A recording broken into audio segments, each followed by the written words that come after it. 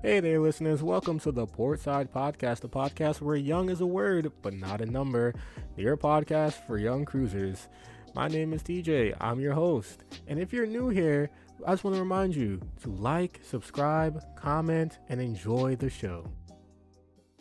Hey there, everybody. Let's get right into it. We are doing a mock purchase, a false purchase, a fake purchase, if you will, of the Virgin Voyages cruise line, the Scarlet Lady, most likely. And we're just going to see just how much it costs in total. I am the age of 26, but I am a young cruiser. I consider myself still young. I started cruising at 18. A lot of you who are listening to this would have started cruising much, much younger. And we're just here to do like a mock buy, and I just want to see how much everything will cost in total. So let's just get right into it. I like the website, by the way. The website's very clean. It's very unique in the sense of different than all the other websites relating to the cruise line websites. It's very consistent, and I like that it tells you everything that you would want to know and want to set up right at face value.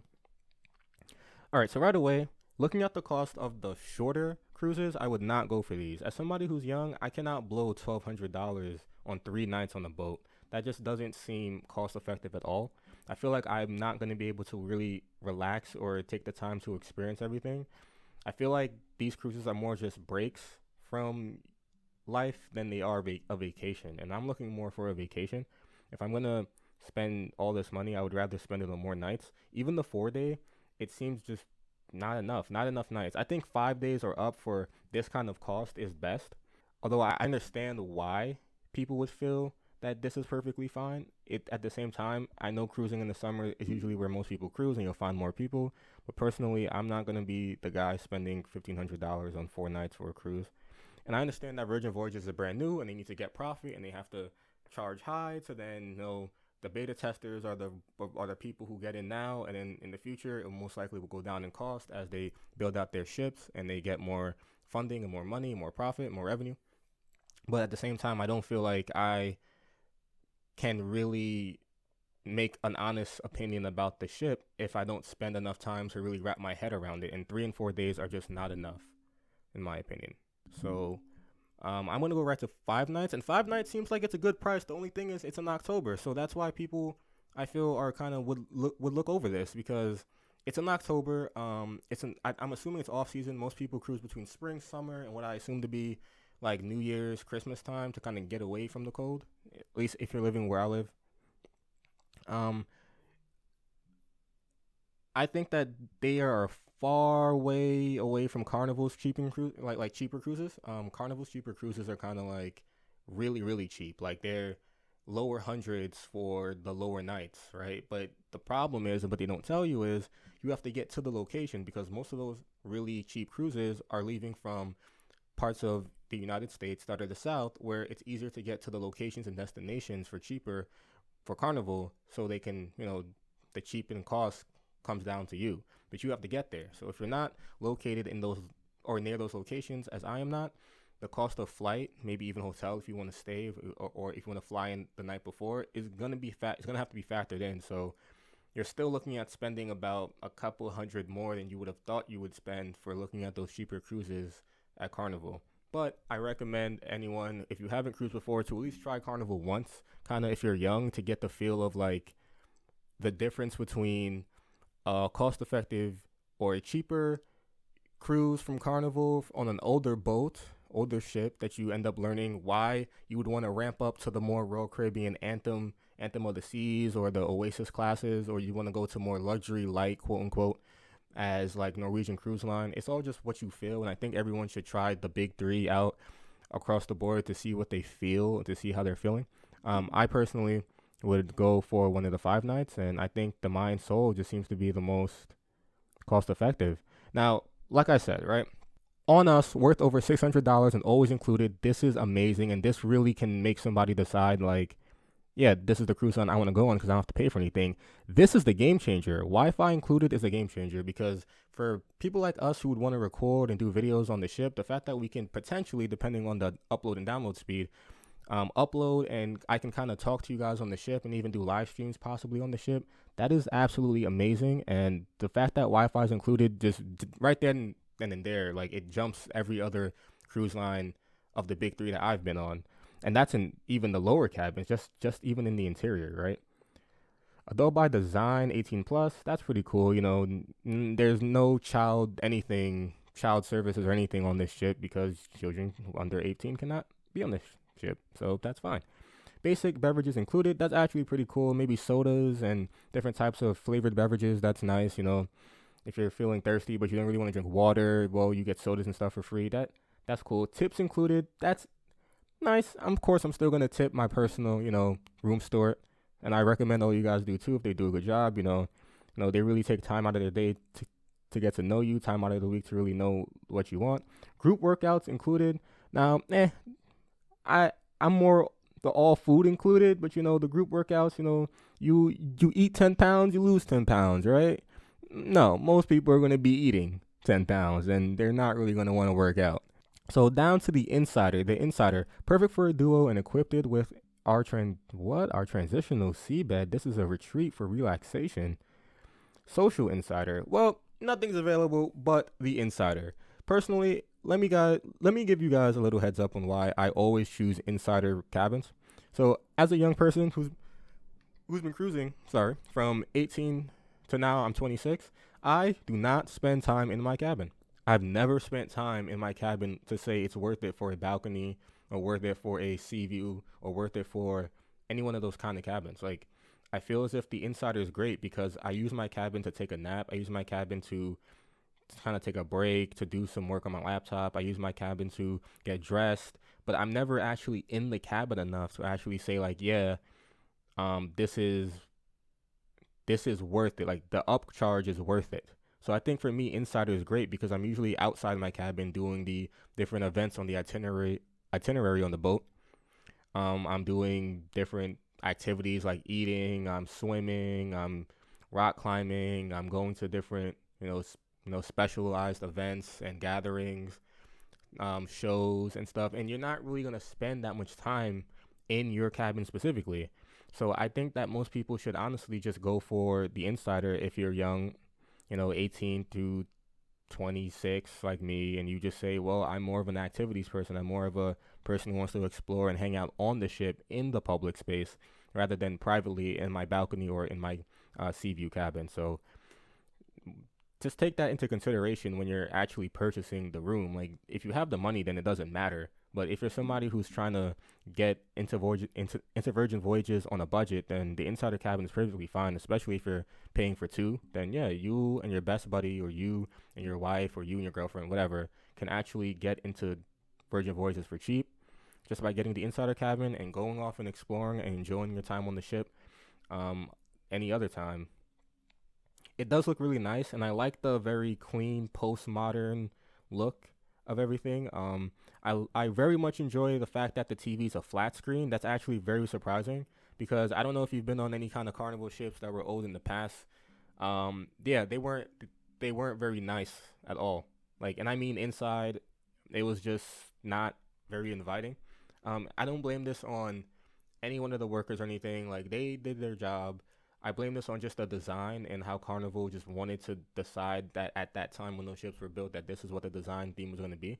I've walked into Carnival ships that had tube TVs, that had TVs the size of my laptop, and I've been very disappointed with my experience getting in interior cabins with Carnival, and I feel like they were kind of almost punishing me because when I would go into some of the suites that friends or people on board that I would meet would have suites and I'd go into those, I definitely feel that I'm getting stiffed for being the person buying the insider room because of how much nicer the suites will look, which is expected because of the much higher cost they're paying. But at the same time, I just don't feel like that low rent of a room is really like vindicative of what Carnival's experience really is like. I think Carnival has a very nice experience. I just think that a lot of their ships at the time were so old and they just were not updated. And I don't care about the fun ship updates.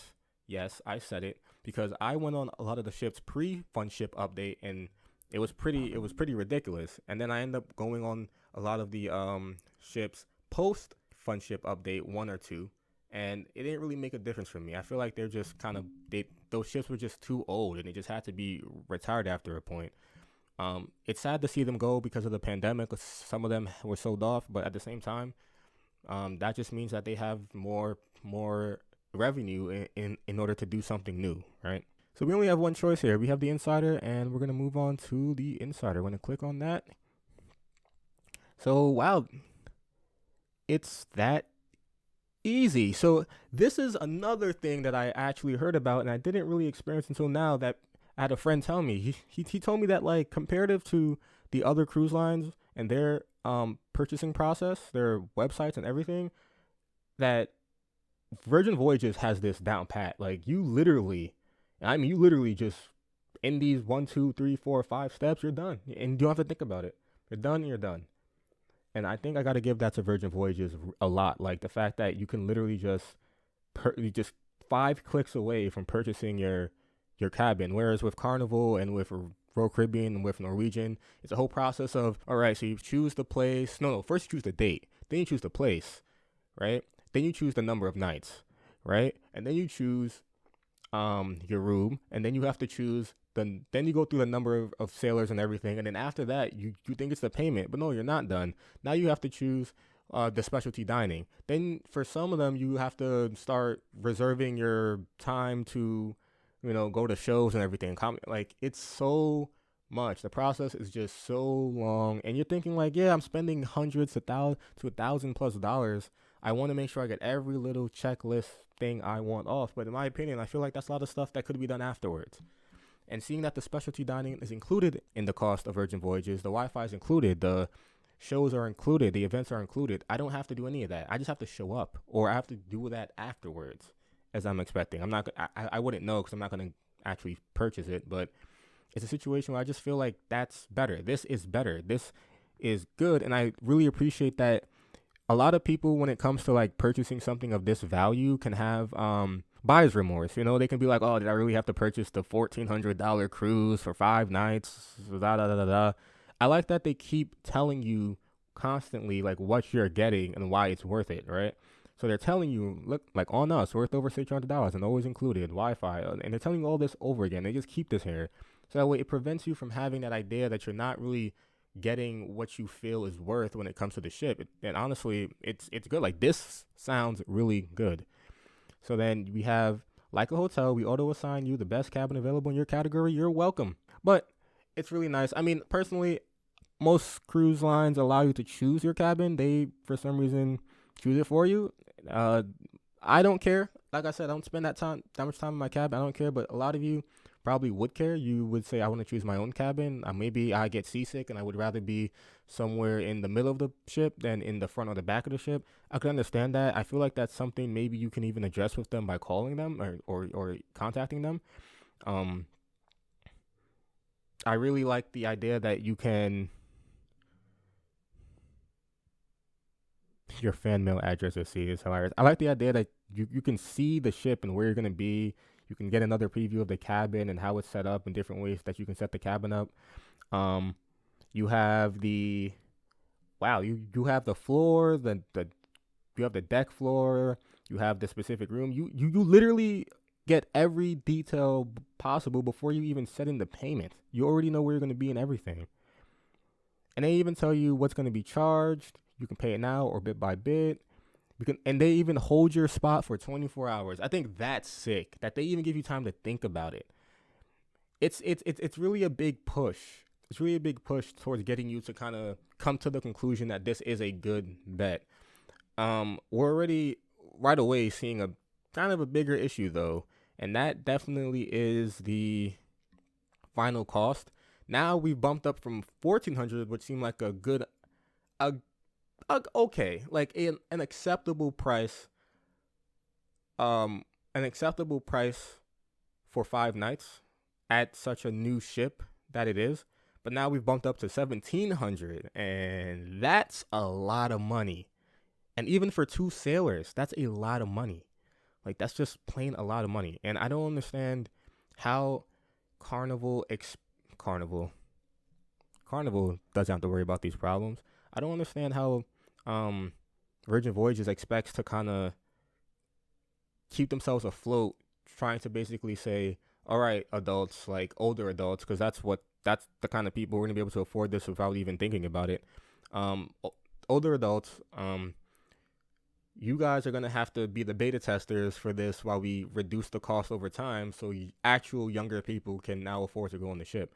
And that's not saying that all young people can afford this. I'm just saying that this cruise line for me is an excellent opportunity for those who have never cruised before to get it all in one. It's going to be no kids, 18 plus. All the events are going to be, orientated towards the idea that adults are going to be on the ship. You're going to have a clientele that's probably more mature, but at the same time more open to kind of doing whatever they want. They're not going to be moms and dads for the most part. And if they are, they're probably people on honeymoons, people who taking vacation together, as in husbands, wives, boyfriend, girlfriends, etc.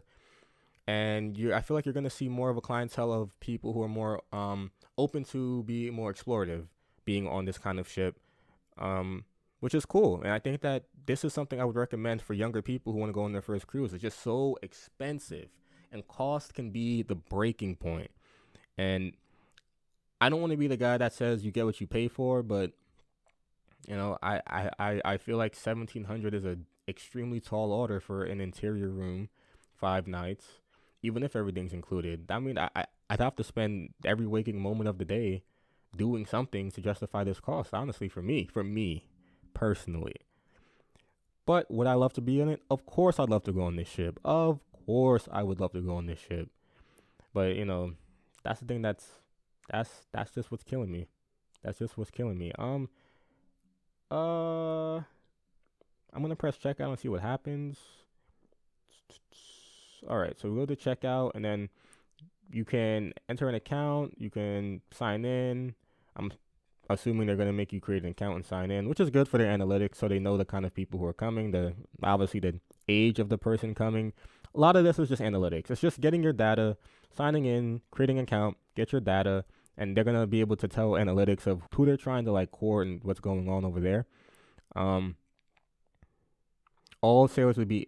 This is cool that you have to actually check this off. You can't bring a kid who's I'll turn 18 on the ship, so it's okay. No, I turned 18 on the ship, so no, it didn't. It doesn't work on Royal Caribbean. It's never worked on Carnival, and I've never seen it happen on Norwegian. But I'm sure it doesn't work there. A lot of people, a lot of teenagers who think, I'm going on this cruise when I turn 18. I'll be 18 on the ship. I get to go do the adult stuff. That is not the case. They will reject you because you have to be 18 before you board the ship. You turn 18 on the ship, you are still considered a minor on the ship until that moment. Well, honestly, that's just it. Even though you're 18, you're still a minor. So time stops when you're on ships, cruise ships apparently. You have to make sure that everything is done and everything's done effectively right before you get on the ship. Make sure you're 18 before you get on the ship, people. This is cool. They have a protection.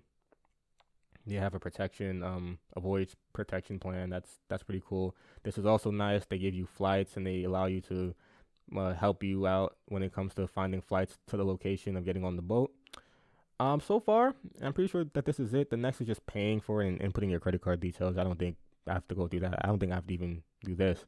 But you kind of get the gist of how this works. This is an extremely nice layout. It just, the whole UI just works. It's just so clean, so fast, and it just makes so much sense with how they're trying to get people to come on the ship. They're trying to be inviting. They're trying to let you know that this is something new but also familiar.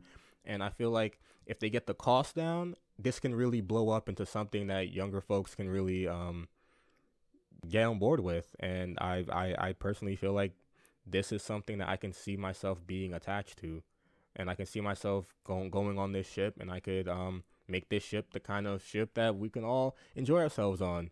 You know what I'm saying? So if you want me to go on this ship, I have a Patreon called the Portside Podcast at patreon.com. So, if you want to support, that's where you can support. Maybe I can go on this ship. I can do live streams. I can do some videos. I can hang out with you guys. So that's all. All right, guys, enjoy your day.